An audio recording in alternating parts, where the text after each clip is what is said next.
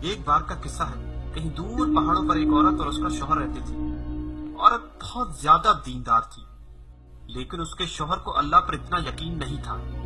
بیوی جب بھی اللہ یا اس کے رسول کا ذکر کرتی تو شوہر اسے ڈانٹ دیتا۔ گھر کے حالات بھی کچھ اتنے اچھے نہ تھے، شاید اسی لیے شوہر ہمیشہ ناشکری کرتا رہتا۔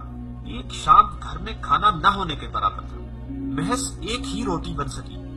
عورت نے سوچا کہ آدھی روٹی اس کا شوہر کھا لے گا اور آدھی وہ کھا لے گی، لیکن کچھ ہی دیر بعد باہر کا دروازہ بجا۔ عورت نے جب دروازہ کھولا تو اس نے بہت لاچار، مجبور اور بھوکا بھکاری دیکھا۔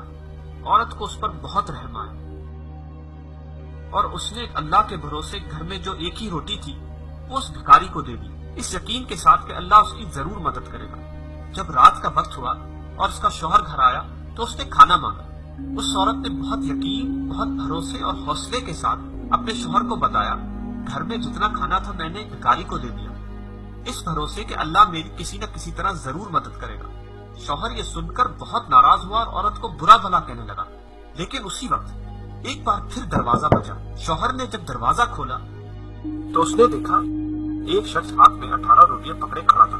اس شخص نے کہا، فلاں شخص نے آج نیاز کیا تھا تو یہ آپ کے حصے کا نیاز ہے۔ شوہر یہ دیکھ کر بہت حیران ہوا اور شاید پریشان تھا۔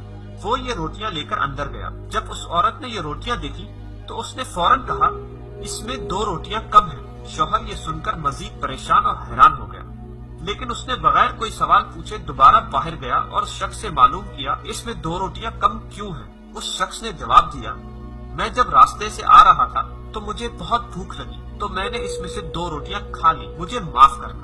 شوہر بہت حیران ہوا اور پریشان ہوا اور دوبارہ اندر چلا گیا۔ اس بار اس نے اپنی بیوی سے سوال کیا کہ تمہیں کیسے معلوم کہ اس میں 2 روٹیاں کم تھی؟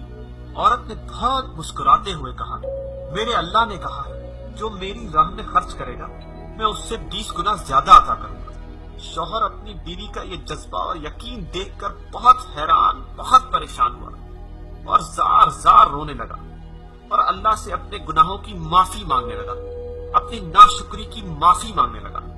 دوستو، اللہ پر یقین، اس پر بھروسہ اور تھوڑا سا صبر، بس یہی چیزیں ہیں جو ہمیں دنیا اور آخرت دونوں میں کامیاب کر سکتی ہیں۔ لہٰذا اللہ پر یقین کرتے رہیں اور صبر کرتے رہیں، انشاءاللہ وہ دلوں کے حال جانتا ہے، بے شک اللہ سب جانتا ہے۔ دوستو، کس طرح اس عورت کی اللہ نے اپنے غیب سے مدد کی، ہم کو بھی چاہیے کہ ہم اللہ پر بھروسہ رکھیں اور اس کی راہ میں خرچ کرتے رہیں۔ بے شک وہ جو وعدہ کرتا ہے اسے ضرور نبھاتا ہے۔